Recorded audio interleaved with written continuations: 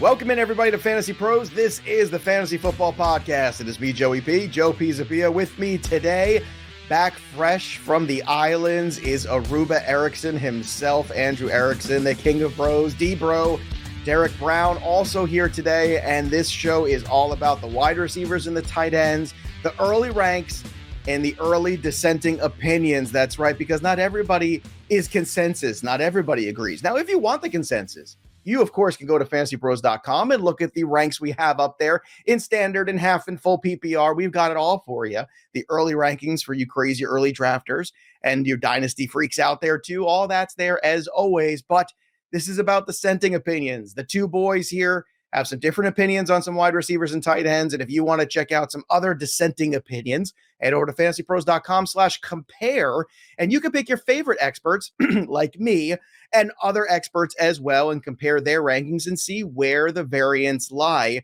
And just like Loki, some of those variants might cause some problems. But again, you can only check those out at FantasyPros.com/compare. Also, don't forget, we've got a full NFL draft coverage coming for you next week. So make sure you subscribe to youtube.com/fantasypros. We will be live during the NFL draft, just like we have the last few years, breaking all things down from a fantasy perspective. It's going to be an action spectacular. So make sure you subscribe to the YouTube channel. Click that little bell for notifications. Oh, and when you do, you can win some free stuff from Pristine Auction if you head over to fantasypros.com/contest, because we are giving away an autographed Lamar Jackson jersey. That's right, for you. Lamar Jackson jersey could be yours at fantasypros.com/contest, as long as you subscribe to our YouTube channel at Fantasy Pros. So go check that out today. Now, gentlemen, I know we came back from the Easter holiday.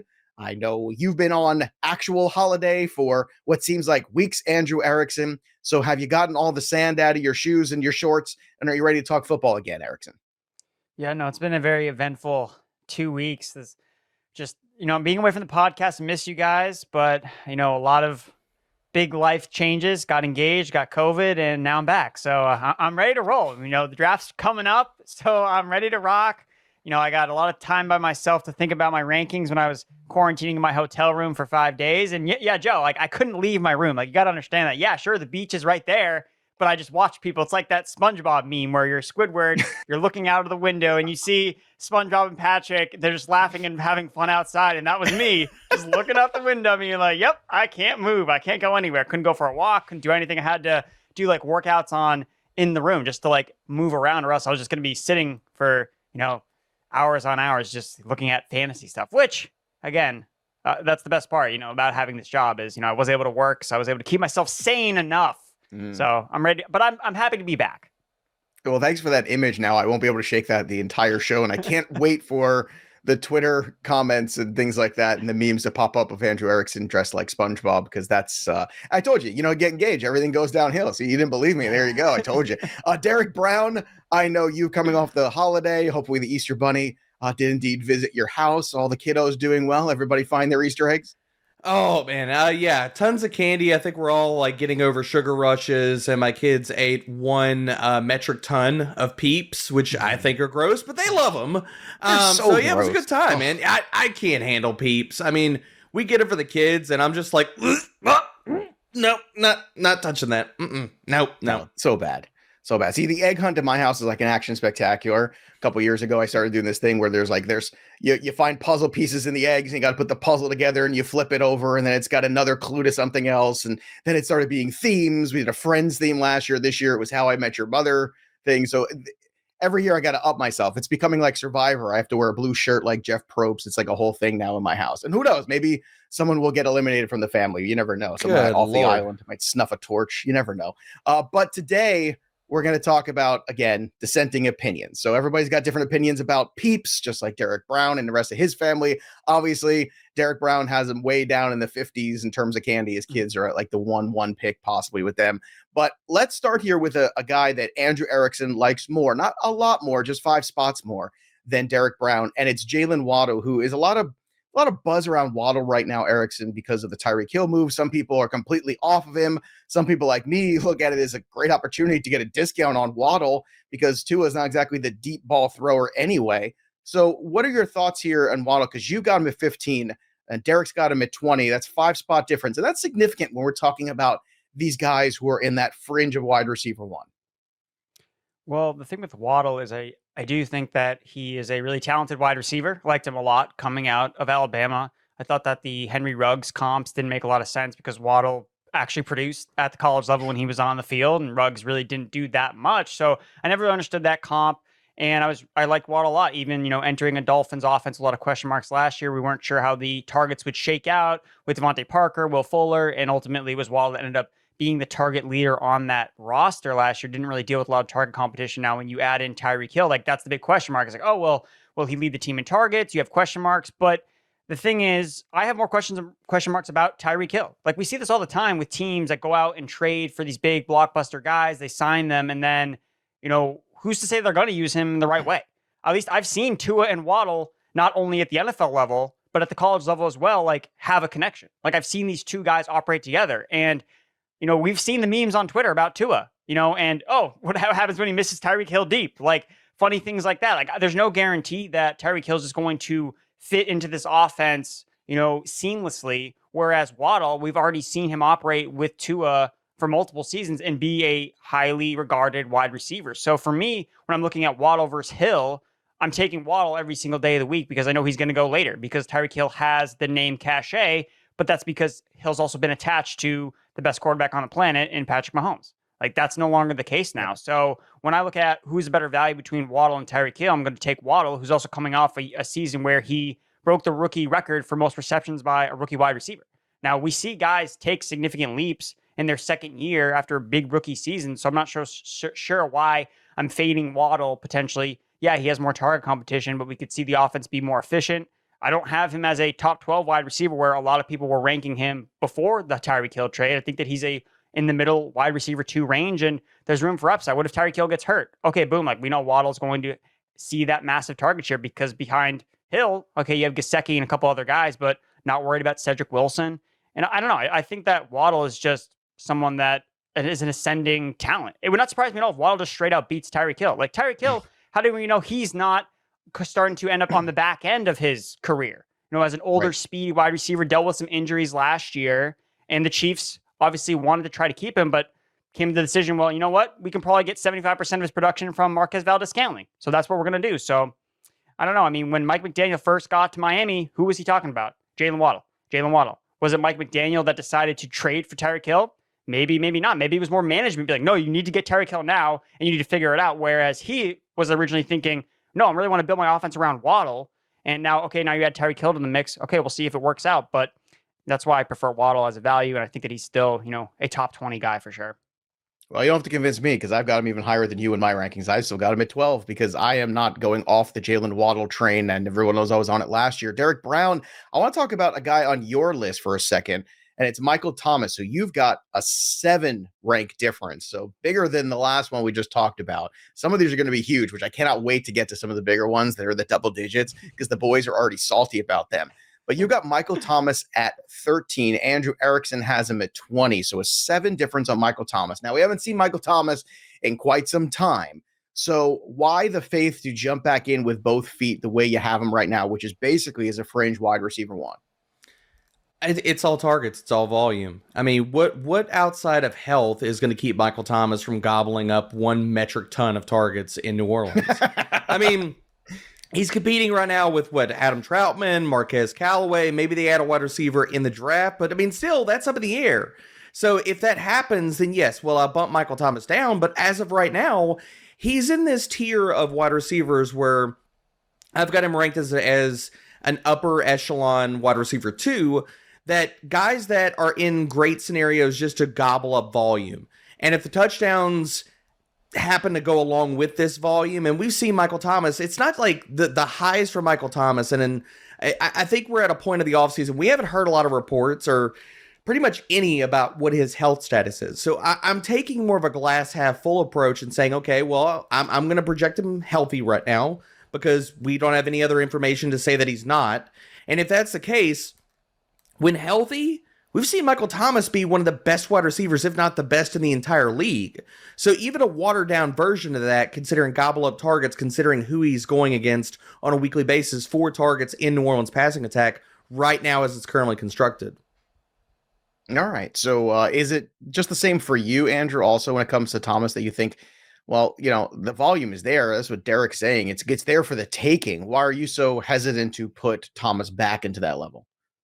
Well, full disclosure, after reading the show sheet beforehand, I actually did bump up Michael Thomas a little bit up in my rankings because, not only because Debro's a smart guy, but Curtis That Curtis can't be it. Patrick No, that's from not it. RotoViz brought up a good point on Twitter, talking about looking for these middle range guys that can take that Cooper Cup-esque leap back into top tier territory, and it's because Michael Thomas has already done it. Like, that's really important when Mhm. you're looking back at the receivers. He's already been the wide receiver one overall. He's already been a fantasy wide receiver one, and it goes back to health. But if he's healthy, we have a quarterback in Jameis Winston that has fueled top tier wide receivers in fantasy before. Now, it's a different offense. I don't expect him to be as pass savvy, but we've still seen it with Jameis Winston. Like, he can fuel, a top tier fantasy wide receiver one season. So I'm definitely in on Michael Thomas, and I don't think that I don't need to be as aggressive as ranking him, at 13 to still get exposure to him based on kind of where he's going in some of this best ball ADP. Like, if he is kind of in that 20s range where you can still get him, and I definitely want to be drafting him, because kind of even looking back at last year, it was like, I like Michael Thomas a lot last year. I liked him with Winston. I thought Winston could unlock part of his deep game that people for some reason just think, oh no, he just runs slants all the time. It's like, no, like, he can actually get open deep, dude. He can do a lot of things. He's a very good wide receiver, and it's just the fact that we haven't seen him. It's like, oh, I don't know, like, I kind of want to put all these other guys ahead of him, where it's like, well, Michael Thomas has been that guy before. So yeah, I think that he's definitely someone that could take that leap back into the top tier status. So definitely want to be in on Michael Thomas as well. All right. You're in on Chris Godwin. You've got him ranked at 16 overall, and Derek has him at 24. So that's a difference of 8. Godwin coming off the ACL tear, obviously that's a bit of a concern. He's also missed some time with other injuries. Now, no one's denying the talent. Everybody knows Tom Brady is going to make Chris Godwin a fantasy star when he's on the field, but why so high on him early on here in these rankings, Erickson? At 16, that's pretty solid, whereas you would think maybe with the injury, you'd want to have him a little lower and kind of wait and see how the progress goes in terms of time frame. But where are you at with Godwin right now in your head? I mean, again, I'm kind of leaning on what Debro had said about Michael Thomas and his injury. We haven't heard a lot about Chris Godwin's injury. So, when you don't hear anything, you're usually assuming that things are going well in his progression. It's not an Achilles injury, which has been more of the thing that we want to kind of shy away from. ACLs. Guys are coming off ACLs and being fine. Joe Burrow, he tore his ACL last year, and then he literally went to the Super Bowl. So I'm not too concerned. I think people are overly concerned about Chris Godwin. And when Chris Godwin was healthy last year, he was second in receptions before his injury, 92 catches, 8th in fantasy points per game, 21% target share through week 14, which was first on the Buccaneers. Like, Brady's back. And also there's question marks about Gronk. And there's no Antonio Brown. Like, they have, yes, Russell Gage is there. And I think that's interesting too, to bring up Gage as, okay, you draft Godwin, and then you make sure you scoop up Gage later on in the draft. And then if Godwin is out, was on the pup or whatever, you just play Russell Gage, who we saw last year take a significant leap forward as someone that you can rely on as a plug and play guy. You could potentially have Gage as kind of your fill-in for Chris Godwin until Godwin comes back. So I think Chris Godwin, I mean, if he's healthy, he's attached an offense to Tom Brady. They're going to throw the ball so much, especially without Bruce Arians in the offense at all. It's all Brady calling all the shots all the time. He's going to want to throw the ball a million times per game, never running the football. So I think Godwin is, he's been a top 5 wide receiver multiple times. So I don't see why I would want to get away from him. All right, Derek Brown, why are you taking the more cautious approach when it comes to Godwin? I mean, at this point in the offseason, I know everything I said about Michael Thomas, but with Chris Godwin, we know it's an ACL. And so right now, with no news, I'm just taking more of a tepid approach. Like, I still have him ranked as a top 24 guy. But as of right now, considering when he sustained the injury, it was week 15. So can he start out? And I think that's why they signed Russell Gage as well. Yes, Antonio Brown leaving the offense, but Russell Gage, and Erickson talked about it. Like, I have Russell Gage as a higher end wide receiver 4 right now, and I could bump him at least a little bit higher because this was all an insurance package for Chris Godwin. Whether they start him out slow, he's a little bit slower out of the gate, coming off of the ACL, Russell Gage allows them to do that and baby Godwin a little bit at the beginning of the year, because we know Tampa Bay, those first 3-4 games, 6 games of the year, yes, they want to win all these games, but really, what is Tampa Bay going for? It's a Super Bowl, man. They want Godwin healthy down the stretch and for the playoffs. So him coming a little bit slow out the gate, or Tampa Bay putting on the training wheels for the first few weeks, it's not out of the range of outcomes, at least not at this point of the offseason. So still got him as a top 24 guy, but I'm just pumping the brakes just a tad. Yeah, I think that's fair. I think I kind of land more towards the pumping of the brakes scenario and just wait and see a little bit. I don't like to start off my team with injuries. It's bad enough everybody gets hurt in the season. That the start behind is always tenuous for me. Let's kick things up a notch here. Let's go to an 11 rank difference here on Carolina wide receiver DJ Moore. Derek Brown's got him at 15, Andrew Erickson at 26. So DJ Moore, regardless of the awful quarterback play, he's been very consistent, almost to a scary degree. Now, is it the consistency, Derek, that has you keeping DJ Moore in this pantheon of that 15 top kind of range? And why do you think you can repeat it again with even more uncertainty at that quarterback position for Carolina this year? I mean, like I talked about earlier, he's in that same tier of Michael Thomas as just a volume hog. I mean, we saw this last year for DJ Moore whenever he got like semi-competent quarterback play. So weeks 1 through 7, the guy surpassed 73 receiving yards in 6 of 7 games. He was the wide receiver 8 in fantasy football. So I'm not saying that he's going to be a wide receiver 1, but do I think that he could be a high-end 2 if basically the quarterback position doesn't just totally fall off a cliff and they forget how to throw the ball like Cam Newton and PJ Walker did down the stretch? Outside of that, and yes, Sam Darnold is not great, and I'm assuming we get at least a small uptick, like a small uptick of the quarterback play of Cam Newton down the stretch is not asking a ton. I just think DJ Moore is going to, again, walk into a boatload of targets. Robbie Anderson looked like he was cooked last year. Terrace Marshall, although I do still have faith, I mean, really the jury's still out on him. Outside of that, Christian McCaffrey, who else is taking volume away from DJ Moore on a weekly basis? Nobody. The answer is nobody. The answer you search for is nobody. So yeah, I'm still in on DJ Moore as a top 20 option. All right. Volume is king, Andrew Erickson. So if volume is king in fantasy football, why such a big difference between you guys on DJ Moore? Because I don't want to overpay for bad volume. Like, why I can just draft Brandon Cooks. What's the difference? Like, yeah, DJ Moore's the better player, but touchdowns. Brandon Cooks is. Hey, I answered the question. Oh, DJ, how many touchdowns? Oh, so DJ Moore and his 4 touchdowns every single year that he scores? No, I'm saying Brandon Cooks has more. That's what I'm saying. That's the difference. Okay. Well, I mean, this is I liked DJ Moore a lot last year. I liked Terry McLaurin last year, and I was, pounding my chest for the guys that, I was trying to buy all the wide receiver talent. I was like, no, like these guys are talented. They're going to overcome the quarterback situation. DJ Moore was on fire to start the year. The Panthers were 3-0. And then they lost all their games to end the season, and it was just a total nightmare. And I'm not about that clout this year. Like, I'm not drafting receivers with bad quarterbacks because I can get those guys, I can get those volume guys later in drafts. And I should be specific when I talk about this because it's overpaying for those guys. So, you can see when we talk about some of the guys I'm lower on, it's the DJ Moores, it's the McLaurins, it's the Metcalfs, it's guys that we have big major question marks at quarterback. And it's like, you know what? I'd rather pay for a wide receiver 2 that's going to be in a good offense than pay for a wide receiver 1 that, yes, the volume projects super, super well. And you can see their path to targets being very, very clear, but it's the up and down inconsistencies what they get from bad quarterback play. And you can find guys like that just later on in drafts. Like last year it was Brandon Cooks. Like I loved Cooks last year because he had the same type of upside based on a target share and just the same question marks at quarterback, but he was going in like the 8th or 9th round. Whereas like DJ Moore is like a 4th round pick again. And it's like, because he's good as a real life player, we all can recognize that. But ultimately, whether it's a rookie quarterback, whether it's Sam Darnold, Baker Mayfield, like I don't want to be attached to any of those quarterbacks. Like I just don't. Like you don't have to draft DJ Moore. And like Debro said, like he's not projecting DJ Moore to be the wide receiver 1.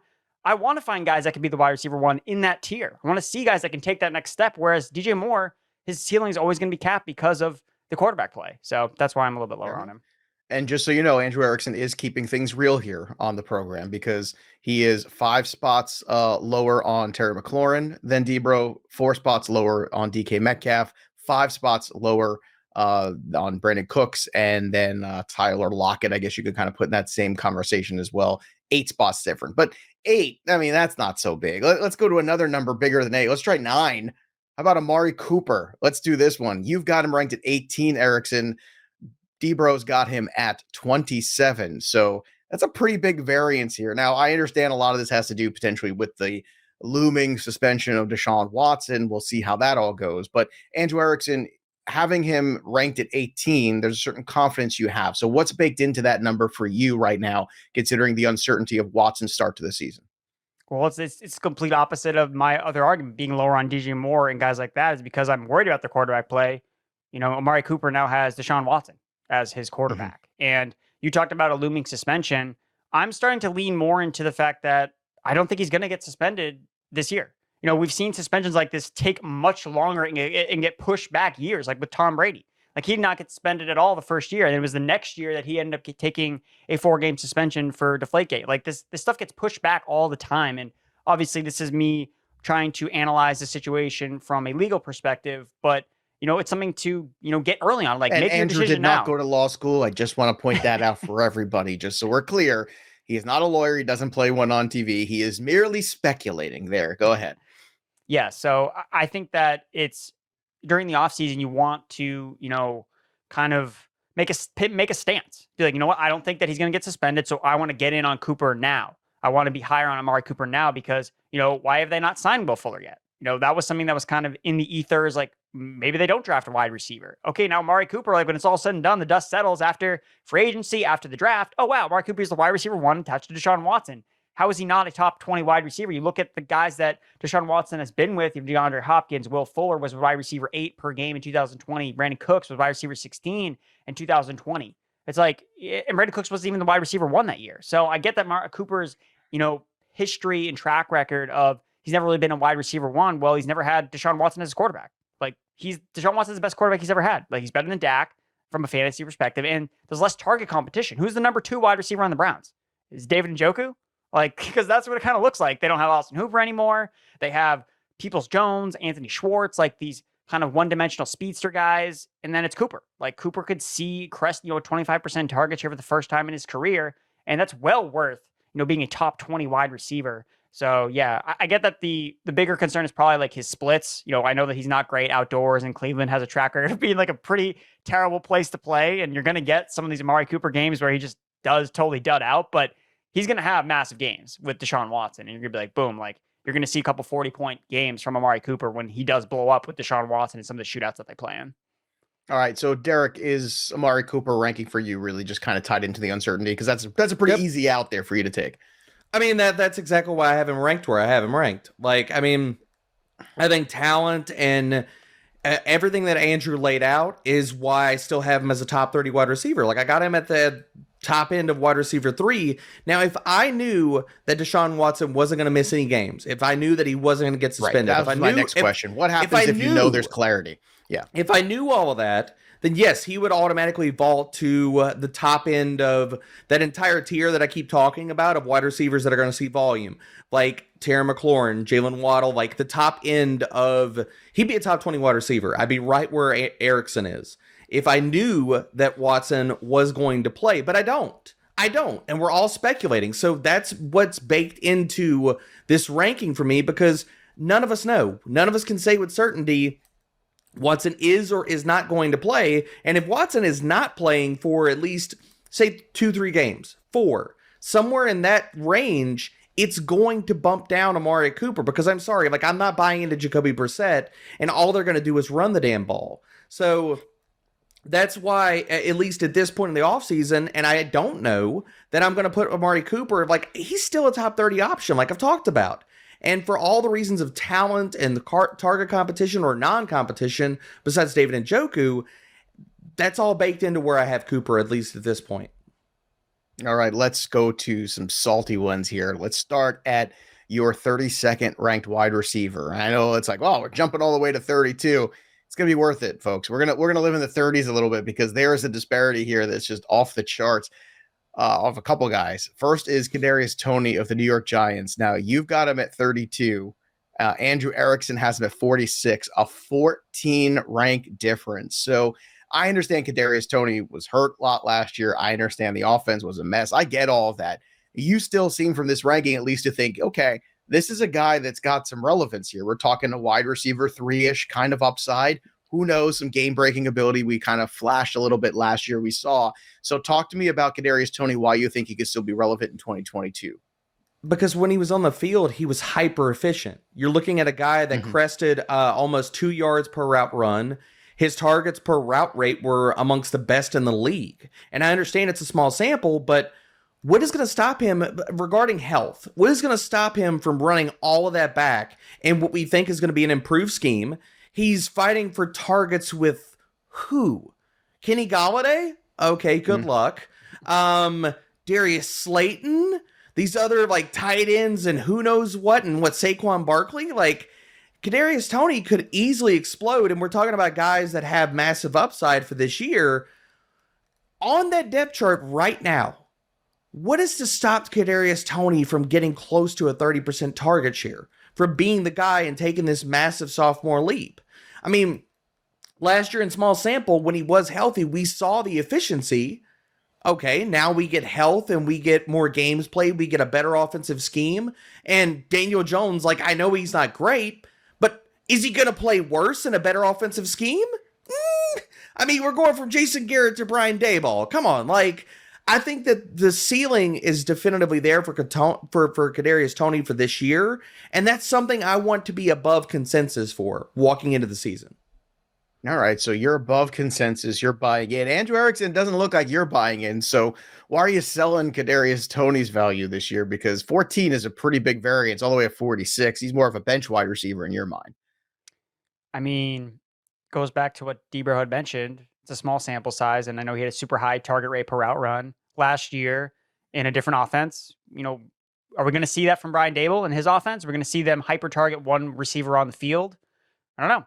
You know, there's question marks about that, and I'm hesitant to buy on offenses that I don't think are going to be that good. Like, and I've usually been in the past, I've been higher on Daniel Jones than a lot of people because I think that he has, you know, a lot of elements to his game that, no, not to say he's a poor man's Josh Allen, but, you know, you see the past where he's had upside in fantasy as a quarterback because he rushes and because he can throw the ball deep. But I don't know. I just don't like investing like super heavily into guys on bad teams. Like, I tweeted out like last week, and I think people were like trolling me because I was like, just draft guys on good teams. And then people were like, oh, well, with James Robinson, he's really good. Like, and it's, again, there's obviously always exceptions to the rule, but more often than not, you look at the top performers, they're all on good teams. So just give me wide receiver twos on these high prolific offenses that I know are going to be productive. And I don't have to guess. Like, yeah, could Kadarius Toney be the guy? Sure. Definitely could see it happening. He obviously flashed last year. So this isn't me saying there's no way he can do it. I think Debro laid out a really good case for Kadarius Toney, but it could also be Kenny Golladay. Like, why can't Kenny Golladay has caught double-digit touchdowns? Like, why couldn't it be him? You know, there are other guys in that offense. Sterling Shepard, when he's been healthy, he's been a target machine as well. So I just still think there are question marks. And yeah, could Daniel Jones fixate to Kadarius Toney? Yeah, I think that he could. But, you know, I'm just not always necessarily willing to pay the cost of a top 36 wide receiver for it. All right, let's jump another notch here. Let's kick it up to a 21 rank difference. 21.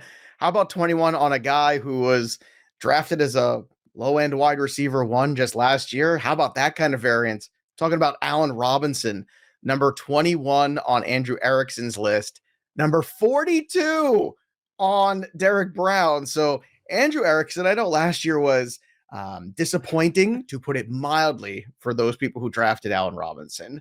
Now you're taking him out of Chicago. You're putting him on the Rams. So is it just like, hey, I saw what that did for Odell Beckham. I think he could do the same thing for Allen Robinson? Or should we be a little bit more concerned because of the age and miles on Allen Robinson, and maybe some of the things were his fault and can't blame it all on Matt Nagy and the offense?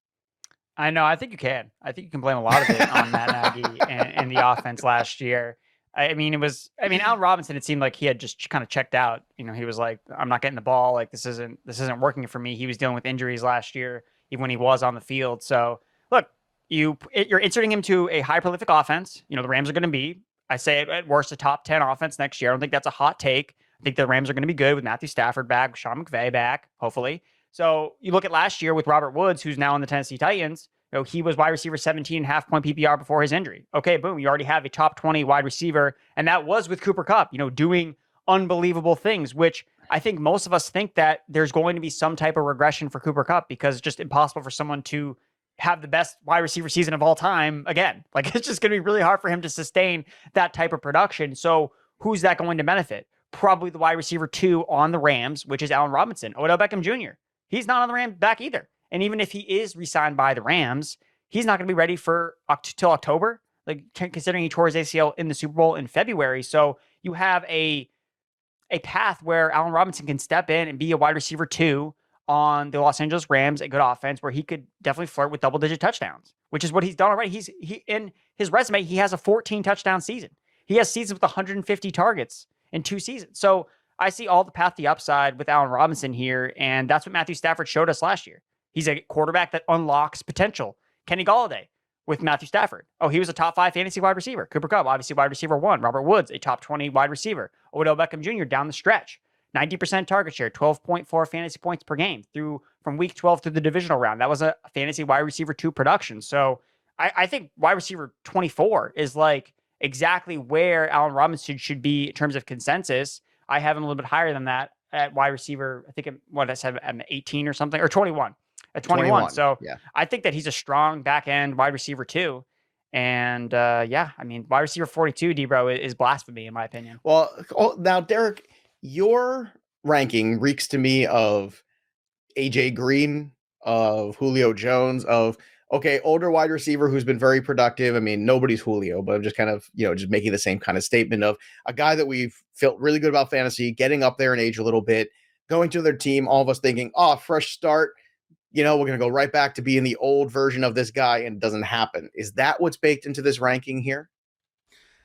That's part of what's baked into this ranking. And Allen Robinson, I mean, for all of the things we could talk about, like, okay, well, Chicago and Matt Nagy and stuff, Darnell Mooney says, what about me?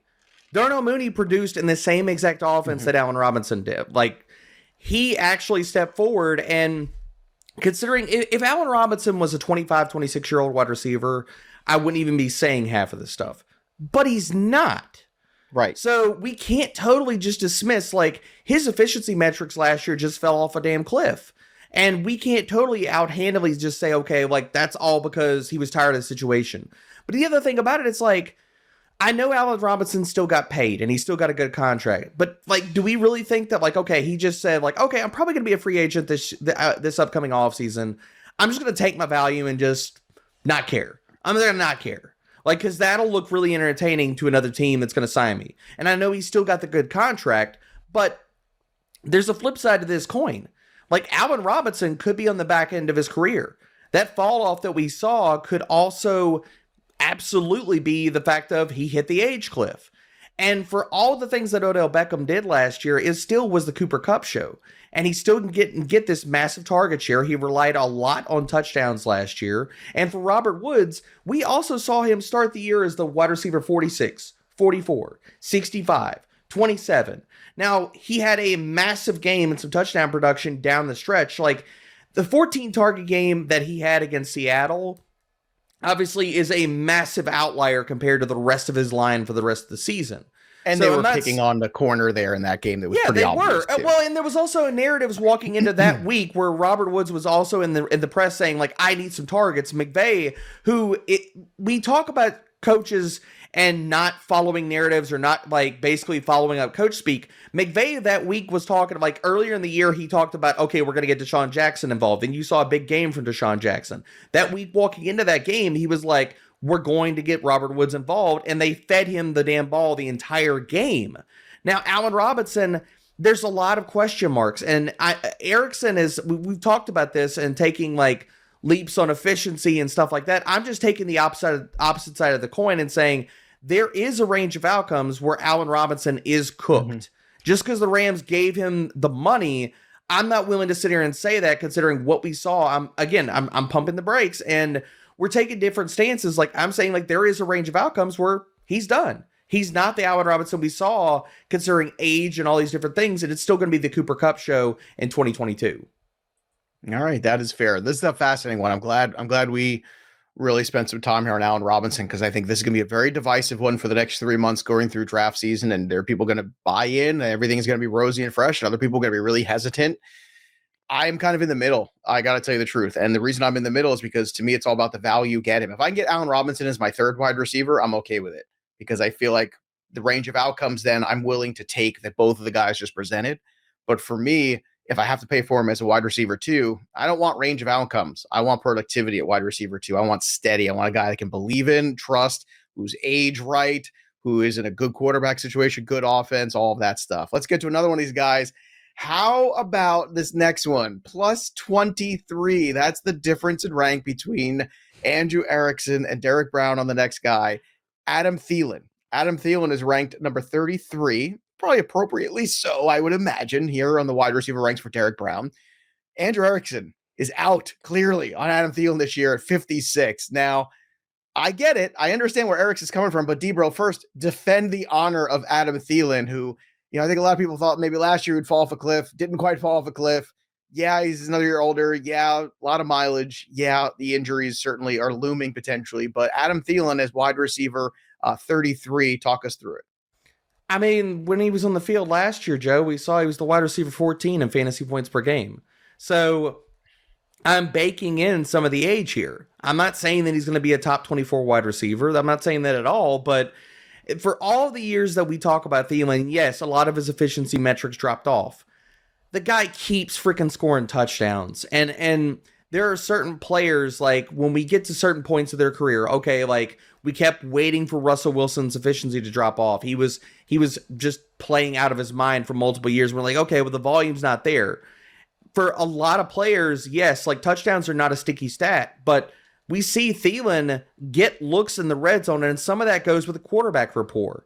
And so as much as I love Justin Jefferson, and I do love Jefferson, Adam Thielen is still going to have a role in the red zone. He was still uber productive last year, regardless of the age. So he's a year older. I mean, this is not a guy that we're talking about that's going from 27 to 28. I understand like the age, and yes, it's another year on top of this, but I think that this is also an offense we could see maybe throw a little bit more than in previous seasons. If the touchdown production is still there, I'm baking in that he takes a step back. I'm just not baking in apparently what Erickson is doing. I'm not baking in that he's apparently just going to dig his own grave and fall into it for this year. All right. Obviously, Andrew Erickson, you see this a little bit differently, and that's fair. He finished as wide receiver 22 last year. He played in just 13 games. So why do you think that the end is nigh for Adam Thielen? Because that's what your rankings are telling us. Because he's showing all the signs of a receiver that is one that you don't want to chase the unsustainable production. He's 24 touchdowns in the last 2 seasons. So he's also had more touchdowns than Justin Jefferson in the last 2 seasons. Is that going to continue to happen? I don't want to bet on that. Like, I think Jefferson's going to be Jefferson is my wide receiver 1. So I think Jefferson's going to be the guy that catches 14 touchdowns next year. And that's going to come at the cost of Adam Thielen, who I don't think is going to catch double-digit touchdowns, coming off a year where he had the lowest yards per route run, 1.63, since his second year in the league in 2015. Allen Robinson, I know you talked about him being older. Allen Robinson's 29. Adam Thielen is 32. Like, that's a significant difference in my book, even if, as a guy for Thielen who started out his career a little bit later on. Right. And when you just look at the track record of guys, the last 2 seasons over age of 30, only 3 players have finished as a top 40 wide receiver. It's been Thielen, Cole Beasley, and Marvin Jones. The last 2 seasons have been the only guys that have finished as top 40 receivers over the age of 30. So yeah, Thielen's done it the last 2 seasons.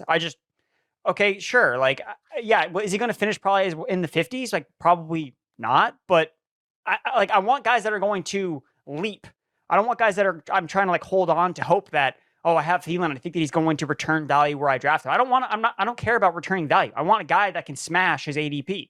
Thielen's not that guy. Like, okay, great. He finishes as, wide receiver 24 and I got him at wide receiver 40. That doesn't move the needle for me. Like, I'm looking for guys in that range that can be top 15 guys. And I don't think that Thielen has that in his range of outcomes anymore. I know that obviously the touchdowns have been there for him, but we know that chasing touchdown production is usually not a smart strategy.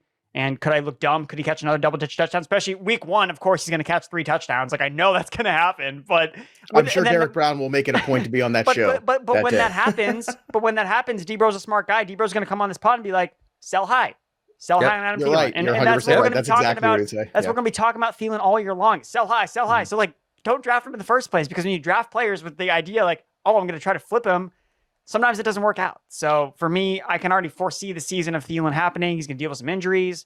I mean, what's to say he's not going to have the Julio Jones season from last year, where we were taking him in the 4th, 5th round. We're like, he's still super efficient, and it just collapsed. So, all right. Yeah. I got to tell you, Andrew, one of the reasons I'm so high on KJ Osborne this year is because I felt like when he got the targets, whenever Thielen wasn't around, he produced and he is way later in ADP. And I am all about KJ Osborne, just kind of taking him as a bench wide receiver because I think he could step into that Thielen role, that secondary role, if indeed this drop off happens or any significant period of time. So KJ Osborne's a guy that should be you should be very aware of in your drafts coming up. Let's switch gears from the wide receivers to the tight ends. So let's start with the tight end 1. Andrew Erickson has him ranked as a tight end 1 at 9.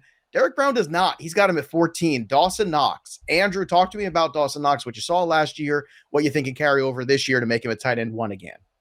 Well, Dawson Knox has at least in the offense last year with the Bills, he had a tight end 1 role. So he was basically playing every down on the field, which not a lot of teams do. Only the top tier tight ends kind of have that role where you're basically playing on every snap. You're running around on 80%, 90% of the dropbacks. Dawson Knox had that role last year.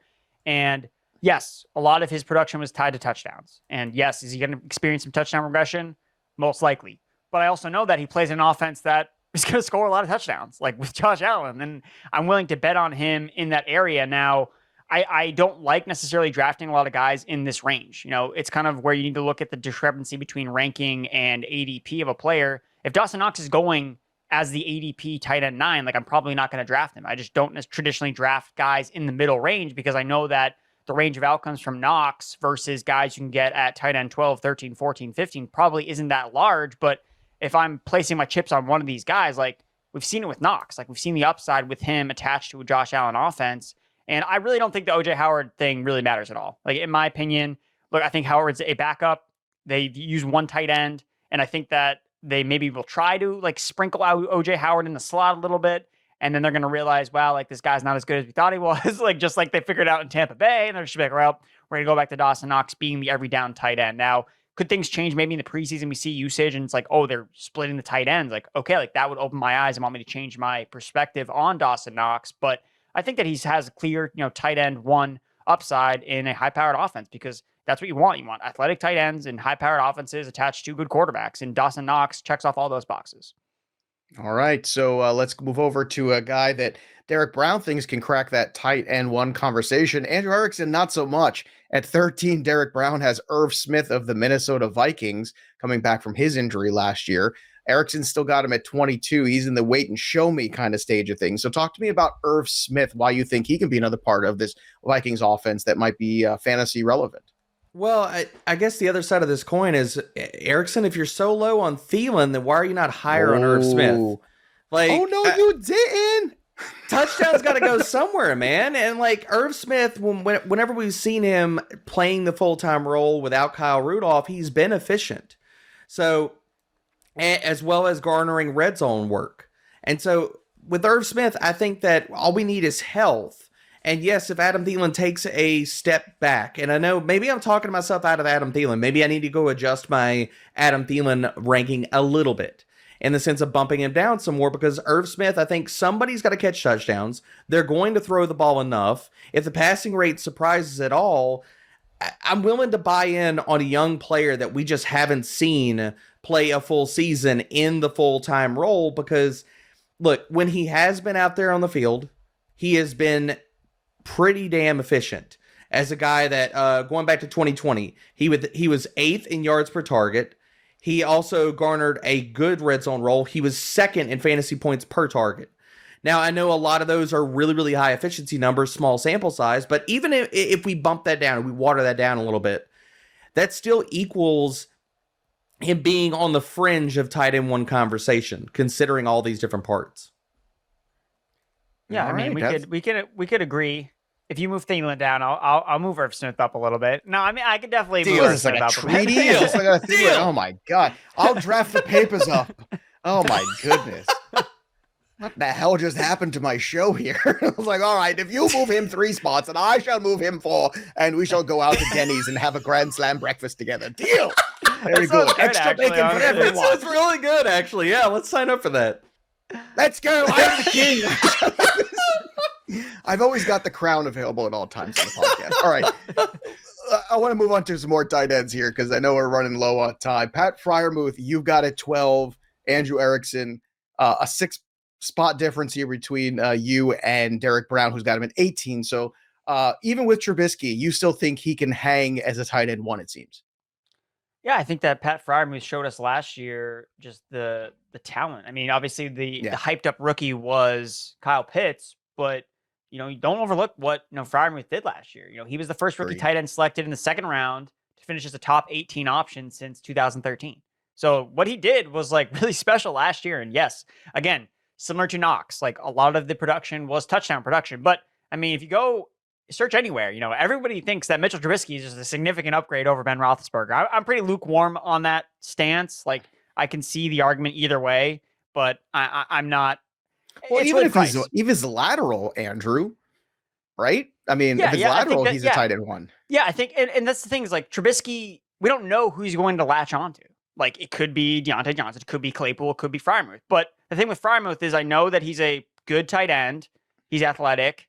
And he was productive as a rookie, which is almost never the case with a lot of tight ends. So he's a player that, he was a top 12 tight end last year, or I think he finished as tight end 13 because of the 7 receiving touchdowns. So, I mean, look, when we get into this range of the back end, like I talked about before, I don't like drafting in the middle. So, basically tight end 12 to tight end 20 is kind of like my sweet spot of late round tight ends, where I really think it's smart to not necessarily be overly bullish on one particular guy and kind of look at them all in a tier and be like, all right, like who's going the latest? And I don't know exactly where Freiermuth's ADP is, but if his ADP is more closer to where Debro has him ranked, in 18 or 19 range, like I would love taking shots on him there because I've already seen the upside from him. He's been used as a red zone threat. I don't think that's going to go away. I don't think that role is going to go away in the offense.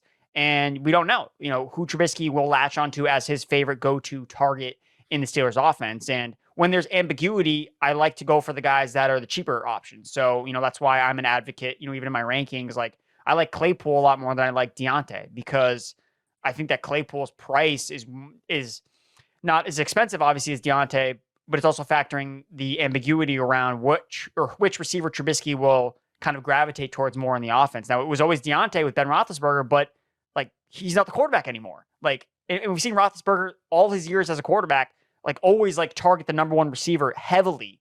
And Trubisky maybe not is going to be the same thing. Or even if they draft a rookie quarterback, we don't know. Like, I mean, the Pittsburgh Steelers seem like they're in the market. I know we're doing some draft talk here, but it seems like I'm pretty sold on the Steelers taking quarterback at some point in the draft. So a rookie quarterback also kind of is another fold into the equation that you have to consider with all these Steelers pass catchers. Real quick, what's your take on Freiermuth this year? Why do you have him ranked outside of the tight end one grouping, Derek? Because I don't believe in Trubisky. As much as we talk about, like, is he a step up above Ben Roethlisberger? Yes, but that's not saying much. And I think that with the Steelers, as bad as Roethlisberger was last year, we still saw they deferred to him and they threw the ball a ton. I think we could see the Steelers roll back the clock a little bit and go back to the early years of Ben Roethlisberger, where this team was reliant upon the run game. I think their pass rates and neutral script could fall down. And Pat Freiermuth, the other thing we need to talk about here is that, look, Chase Claypool didn't go anywhere. Deontay Johnson didn't go anywhere. Freiermuth was in the top 10 in red zone targets last year, and he was number 1 amongst all tight ends in red zone usage. That is really steep production, or at least usage, to expect to repeat. Like, can Claypool get more? Like, we're talking about Trubisky, we don't know who he's going to want to target. And if he's not like Big Ben, and he's not like every time they get inside the 20s, like, okay, where's Freiermuth at? And he falls back into not 20 red zone targets, but say 10, 12. Maybe this offense sucks, they're even in the red zone less. Or they decide we're going to use Chase Claypool in the red zone. I just see Freiermuth in a lot of ways. Last year could have been, I'm not going to say a perfect storm, but in terms of usage and touchdown production, we could have seen where he could take a step back in 2022. If you want more dissenting opinions and this was just not enough for you, head over to fantasypros.com/compare. You can take your favorite experts in this tool and compare them and get a sense of maybe where you think some of the players' values might be. But you can only do that at fantasypros.com/compare. And also don't forget, we've got more NFL drafts coming up. We've got our live draft coverage coming up very soon. Make sure you subscribe to youtube.com/fantasypros, our channel. Click that little bell for notifications. And of course, when you do, you can enter our fantasypros.com/contest thanks to our friends at Pristine Auction and get yourself an autographed Lamar Jackson jersey. It's just that easy, folks.